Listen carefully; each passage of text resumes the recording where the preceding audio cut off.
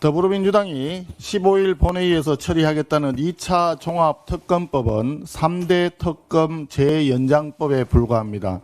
특검이 아니라 정권의 충견이고 공정한 수사가 아니라 지방선거 내란몰이 공작일 뿐입니다. 3대 특검 재연장법의 목표는 오로지 6.3 지방선거를 내란몰이 선거로 만들겠다는 술수입니다. 3대 특검 재연장법에는 지방자치단체의 계엄 동조 혐의를 수사 대상에 포함시켰습니다. 국민의힘 현역 단체장들을 아무런 근거도 없이 계엄 동조범으로 몰아서 정치적 타격을 주겠다는 선거 공작입니다.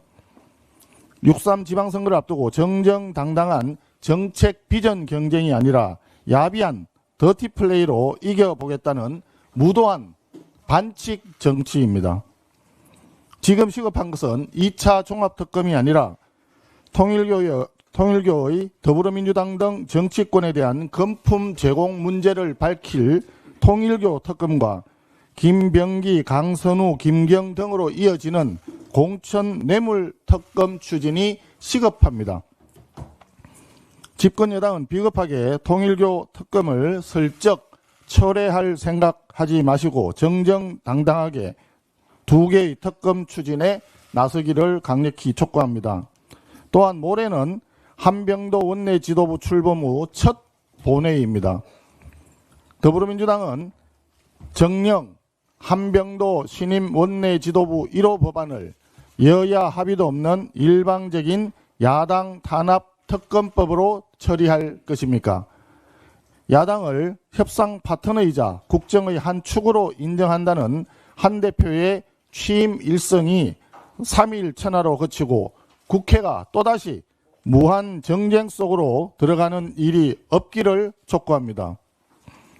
더불어민주당이 15일 본회의에서 3대 특검 재연장법을 밀어붙인다면 국민의힘은 응당 모든 수단을 다 동원해서 맞서 싸울 것입니다. 필리버스터도 포함이 됩니다.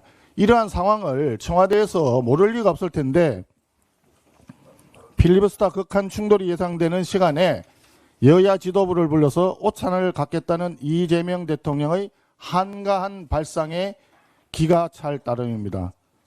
철저하게 국회와 야당을 무시하는 처사가 아닐 수 없습니다.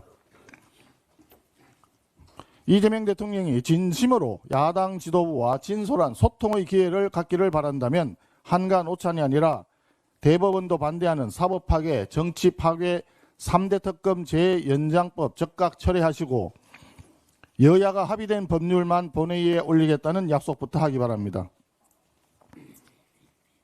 경제에 관해서 한 말씀 드리겠습니다. 새해가 밝았지만 우리 경제는 위기의 수렁에서 벗어나지 못하고 있습니다. 외환당국의 개입으로 한때 1,400원대 초반까지 내려갔던 환율이 어제는 다시 장중 1,470원을 넘어서면서 극도로 불안정한 흐름을 보이고 있습니다. 연말에 26억 달러가 넘는 천문학적인 외환 보유고를 쏟아부었지만 2주짜리 반짝 효과에 그쳤을 뿐 시장의 신뢰 회복과 구조적인 고환율 문제는 전혀 해결되지 않았습니다.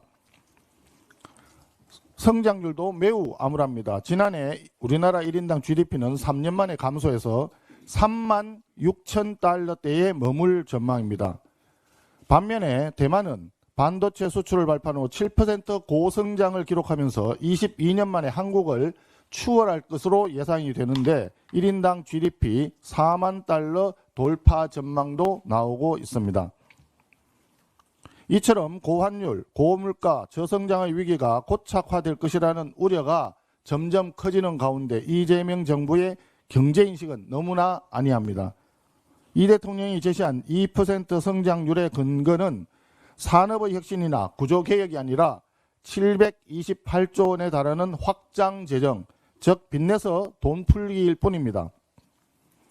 이러한 빚내서 돈 풀기 포퓰리즘은 인플레이션과 고환율을 부추기고 결과적으로 집값 상승까지 부추겨서 국민 경제의 체력을 약화시키는 독약이 될 것입니다. 지금 우리에게 필요한 것은 돈 풀기에 의존하는 포퓰리즘식 단기 처방이 아니라 구조개혁을 통한 산업과 경제의 대전환입니다.